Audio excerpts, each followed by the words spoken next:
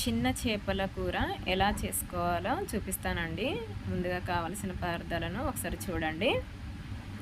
ఈ చింతపులుసులో ఉప్పు కారం కలిపి పెట్టుకున్నానండి. ఆ తర్వాత కడాయి పెట్టుకొని ఇందులో నూనె వేసుకోవాలి. నూనె కాగాక జీలకర్ర ఆవాలు వేసుకోవాలి. ఆ తర్వాత ఉల్లిపాయ పచ్చిమిర్చి వేసుకొని బాగా వేగనివ్వాలి.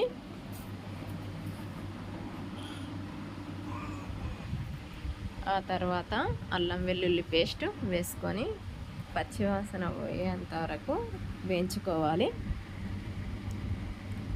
ఇందులోనే కొద్దిగా పసుపు మెంతాకు వేసుకొని వేగనివ్వాలి. ఆ తర్వాత ముందుగా కలిపి పెట్టుకున్న చింతపులుసు పోసుకోవాలి. ఆ తర్వాత పులుసు మగ్గాక చేపలను వేసుకొని కాసేపు పులుసులో మరగనివ్వాలి. ఆ తర్వాత ధనియా పౌడర్ మెంతి పౌడర్ వేసుకొని కాసేపు మూత పెట్టి తర్వాత కొత్తిమీర వేసి మూత పెట్టి కాసేపు మగ్గనివ్వాలి.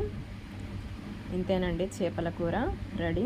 నచ్చితే లైక్ చేయండి, షేర్ చేయండి, సబ్స్క్రైబ్ చేసుకోండి.